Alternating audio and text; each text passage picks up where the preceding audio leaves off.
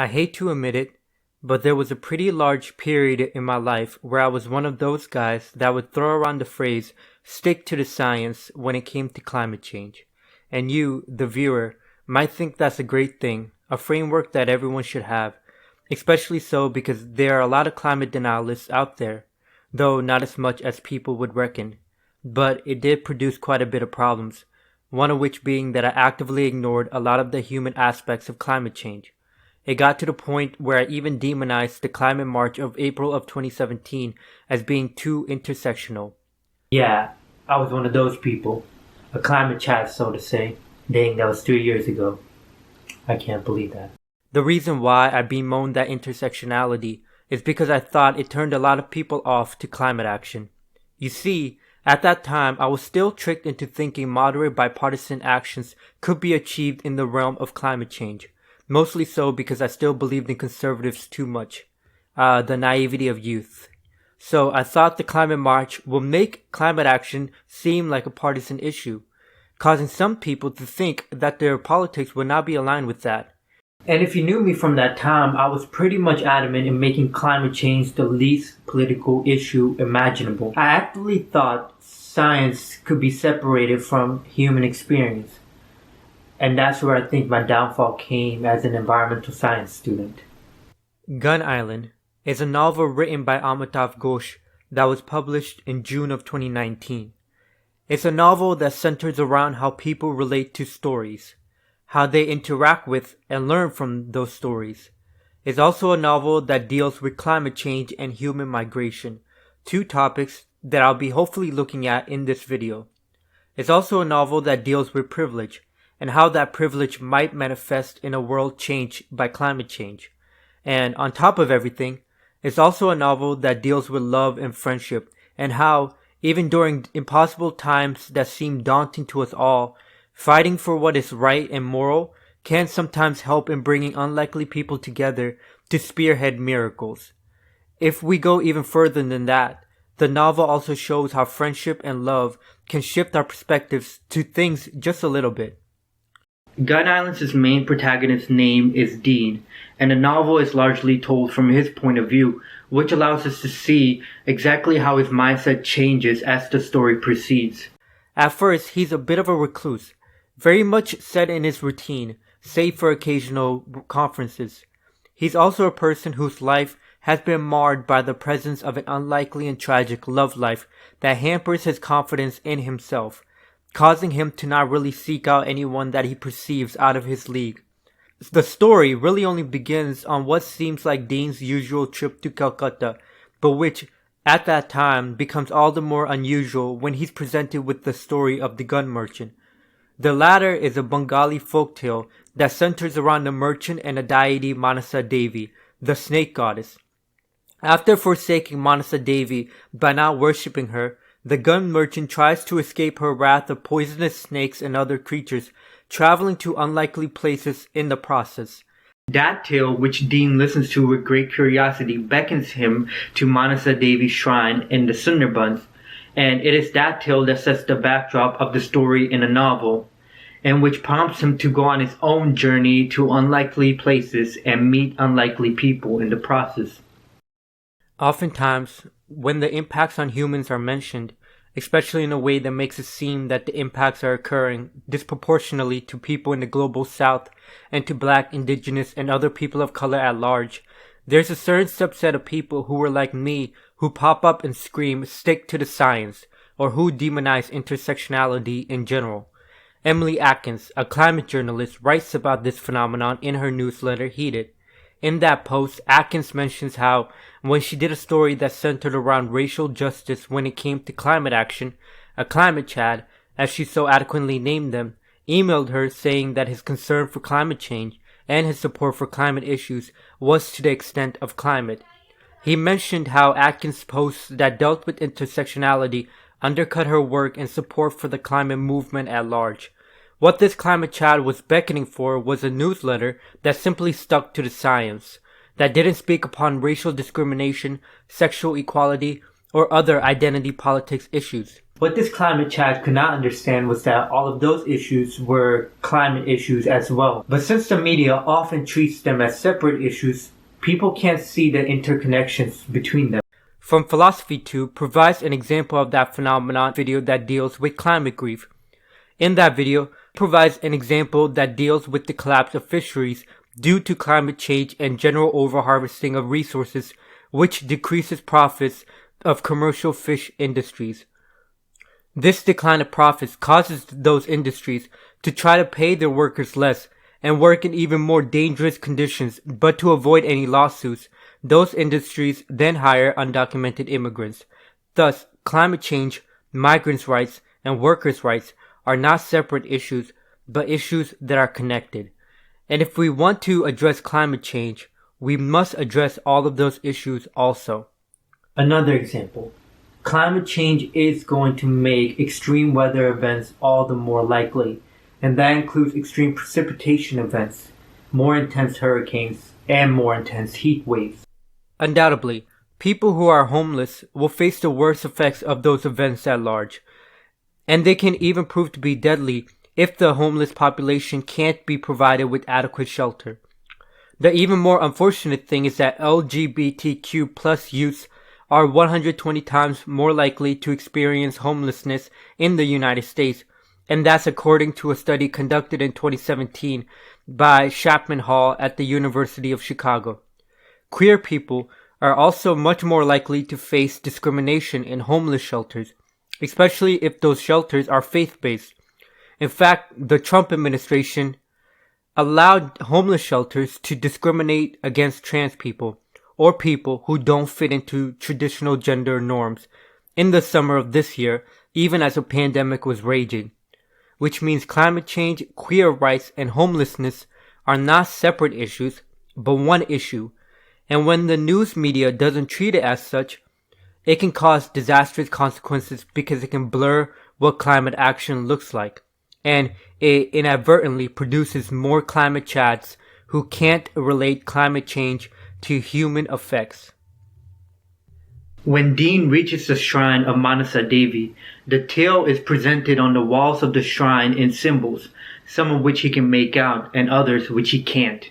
Remember, the tale was shrouded in mystery ever since he first heard it from Nilama Auntie, who only told him what she could remember.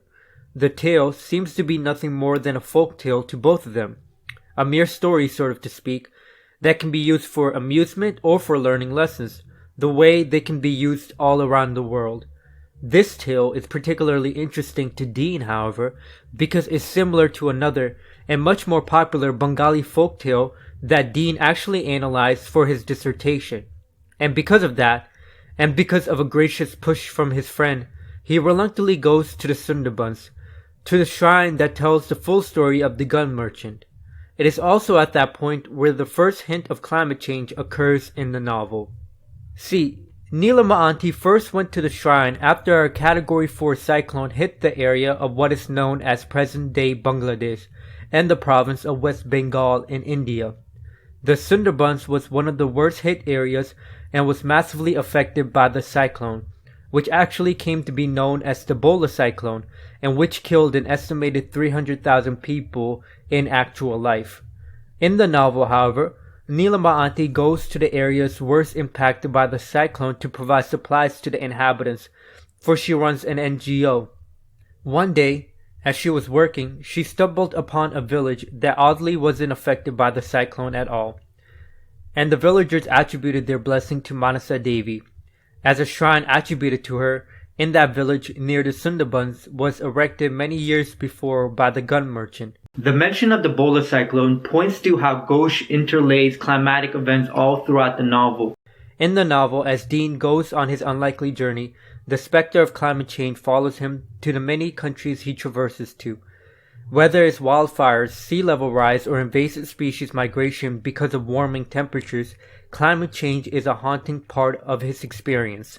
In fact, it's because of the prospect of the shrine of Manasa Devi being destroyed by the impact of storms that Nilama Auntie wanted Dean to visit it in the first place and to create a working documentation of it so that the story of the gun merchant continues on.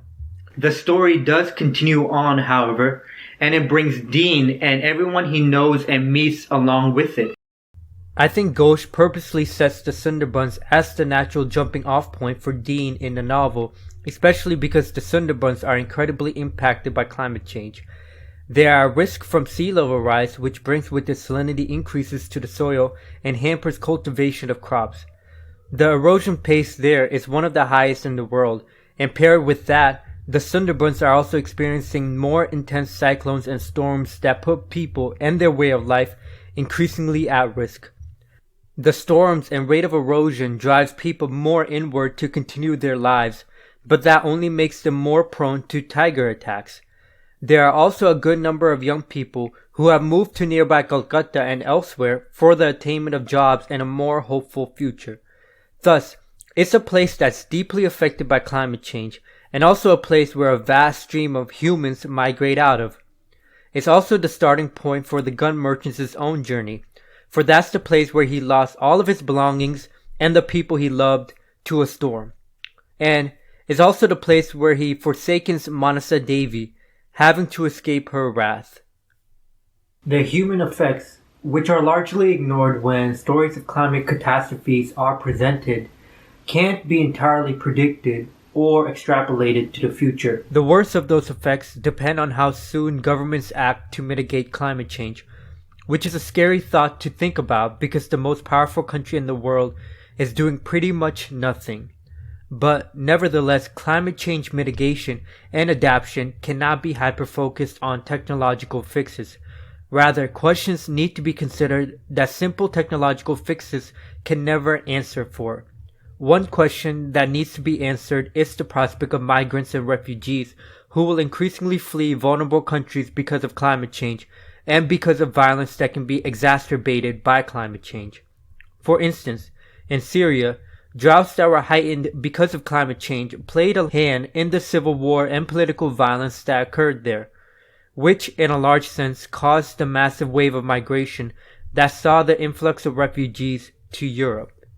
Those questions on an international stage has not been answered to a large extent, however. As the Brookings Institute makes quite clear, international law right now is not equipped to protect climate migrants, for there are no legally binding agreements that will obligate countries to support climate refugees.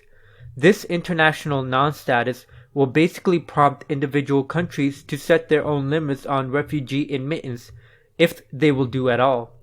And since there's a strong rise of nationalistic tendencies that are spreading across Europe and the United States, the future status of these migrants will be all the more precarious.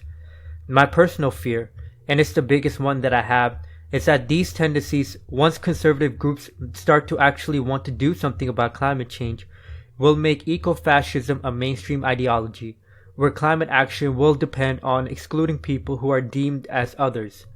The latter prospect is terrifying because the knee-jerk reaction of wanting to protect national resources can have disastrous consequences for minorities, be it racial, ethnic, or sexual minorities. We might have already seen those consequences occur in real time last year. Both the Christchurch and El Paso shooters wrote about environmental concerns in their manifestos, and as motivations for carrying out their heinous acts of terrorism. The Christchurch shooter in particular wrote extensively about being an ethno-nationalist eco-fascist, attempting to reclaim and protect nature by actively halting overpopulation by non-Europeans, excluding them from pristine environments made exclusively for white people, and even calling to get rid of enough people to save the earth. It is this fear of the great replacement that causes eco-fascists to rise up and seek to reclaim their lands. This type of zealous ideology Ghosh presents in the novel also, and perhaps provides an explanation as to why it's occurring right now, and how to combat it. In the novel, when Dean first goes to the Sundarbans, he's accompanied by the son of a Sundarban villager, her name being Moena. Moena's son's name is Tipu, and while on the trip, he gets bitten by a king cobra that was hidden deep inside the shrine. Because of that bite, he starts to experience vivid hallucinations which, as the novel progresses, we learn are visions. Those visions help him predict future events, some of which include warnings to Dean about snakes falling from the sky and coming after him in various countries, and also premonitions about massive die-offs of dolphins that he shares anonymously with his adopted parent Bia, who's a marine biologist based in Oregon. Bia, being an astute scientist, doesn't want to believe that Tipu became a shaman, sort of to speak, and dismisses his predictions as mere coincidences. Dean also doesn't want to believe them, but the strange way that those visions come to light makes him reconsider everything about the story of the gun merchant as the novel continues on.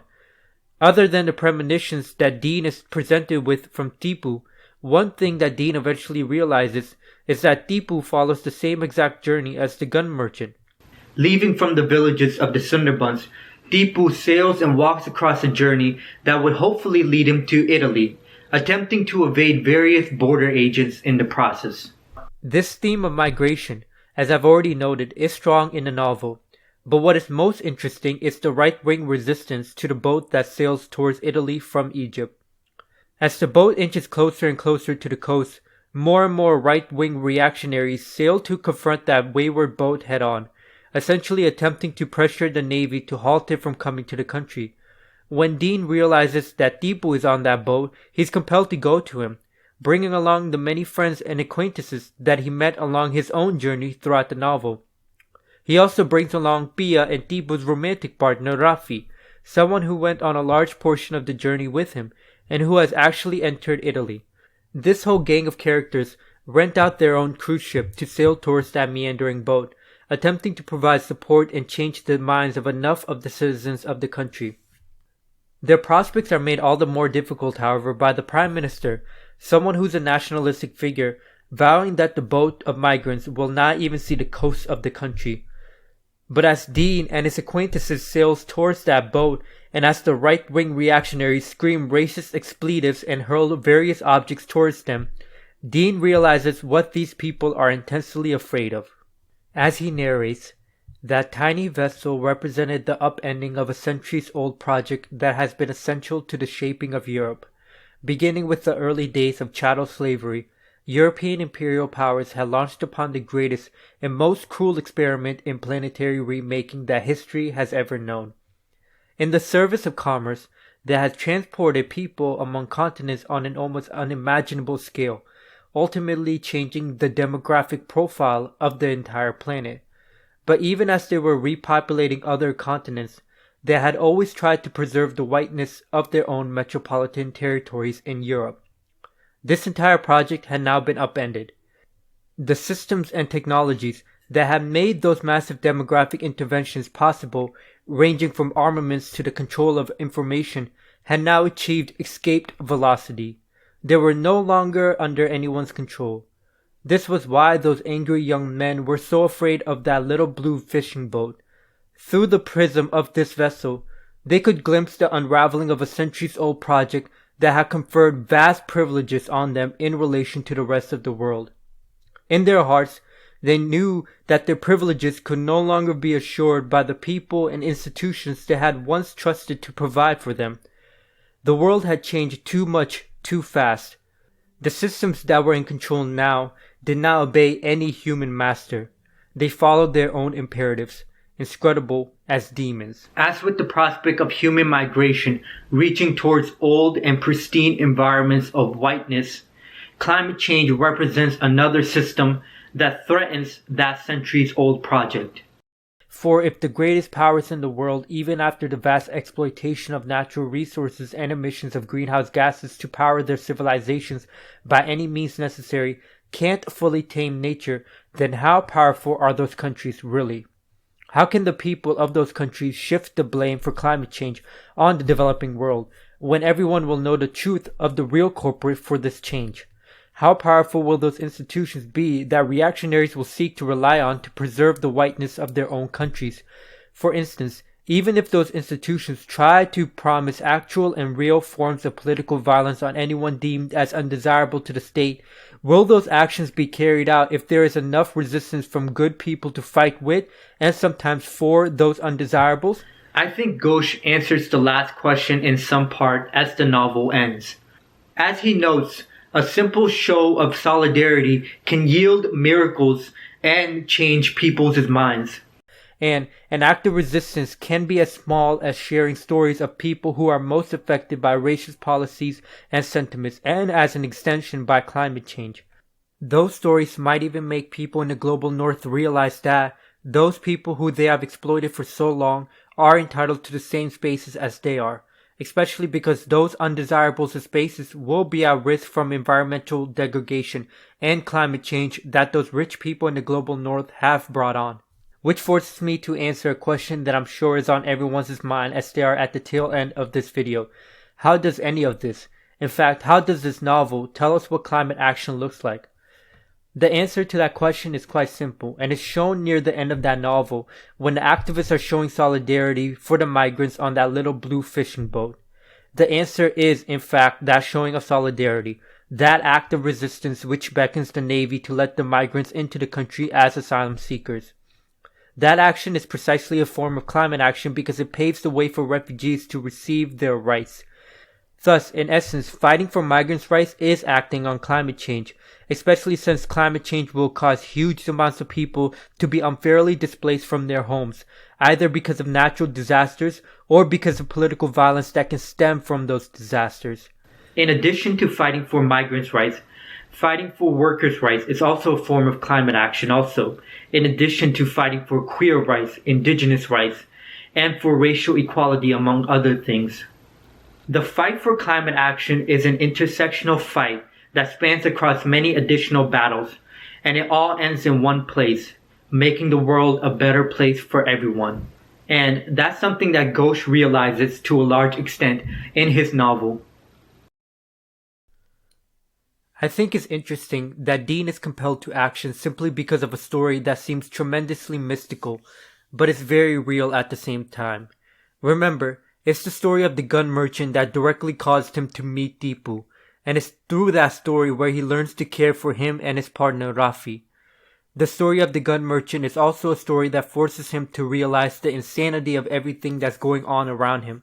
The insanity that is climate change and the denialism and delay that stops any real action. As his friend Cinta tells him, everyone knows what must be done if the world is to continue to be a livable place, if our homes are not to be invaded by the sea or by creatures like that spider. Everybody knows, and yet we are powerless, even the most powerful among us. We go about our daily business through habit, as though we were in the grip of forces that have overwhelmed our will. We see shocking and monstrous things happening all around us, and we avert our eyes.